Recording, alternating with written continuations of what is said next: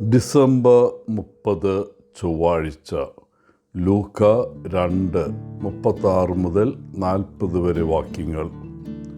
ഒരിക്കൽ കോൺറോയ് എന്നു പേരുള്ള ഒരു കുട്ടി ദൈവത്തിനൊരു കത്തെഴുതി.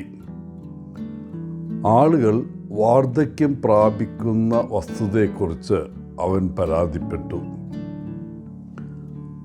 അപ്പോൾ ദൈവത്തിനു വേണ്ടി സംസാരിച്ച ഒരു മുതിർന്ന സുഹൃത്ത് കോൺറോയ്ക്ക് ഇങ്ങനെ ഒരു കത്തെഴുതി: നിങ്ങളുടെ ചിന്താരീതി എനിക്ക് പലപ്പോഴും അമ്പരപ്പിക്കുന്നതായി തോന്നുന്നു.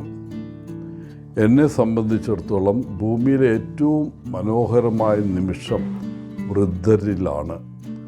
അവർ എൻ്റെ സൂര്യാസ്തമയങ്ങളാണ്. വിധവയായിരുന്ന അന്ന ഒരു മനുഷ്യ സൂര്യാസ്തമയമായിരുന്നു. അവളെ ബൈബിളിൽ ഒരു പ്രവാചികയായി വിശേഷിപ്പിച്ചിരിക്കുന്നു. മറ്റൊരു വിധത്തിൽ പറഞ്ഞാൽ ദൈവത്തിൻ്റെ വക്താവായിരുന്ന ഒരു വ്യക്തി. തിരുവെഴുത്തുകളിൽ സ്ത്രീകളെ പ്രവാചകന്മാരെന്ന് വളരെ ചുരുക്കമായേ വിശേഷിപ്പിച്ചിട്ടുള്ളൂ. ഭൂരിഭാഗവും പുരുഷന്മാരാണ്. അന്ന ഒരു വൃദ്ധയായിരുന്നു, 84 വയസ്സ്. അവൾ ദേവാലയത്തിൽ താമസിച്ചു, രാവും പകലും ദൈവത്തെ ആരാധിച്ചു.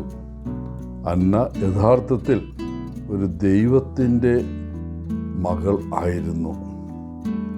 എല്ലാവരും കാത്തിരുന്ന ഒരു കുഞ്ഞിൻ്റെ വരവിനെക്കുറിച്ച് അവൾ പ്രവചിക്കാൻ തുടങ്ങി. വരാനിരിക്കുന്നതും എല്ലാ ജനങ്ങളെയും രക്ഷിക്കുന്നതുമായ ഒരു കുഞ്ഞിന് വേണ്ടി അവൾ നന്ദി പറഞ്ഞു.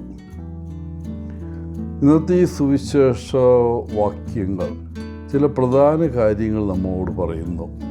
ഒന്ന്, ദൈവവുമായുള്ള നമ്മുടെ ബന്ധത്തെ സംബന്ധിച്ചിടത്തോളം നമ്മുടെ സാമൂഹിക പദവി ഒരു പ്രാധാന്യവുമില്ലാത്തതാണ്. 2, ദൈവത്തോട് അടുക്കണമെങ്കിൽ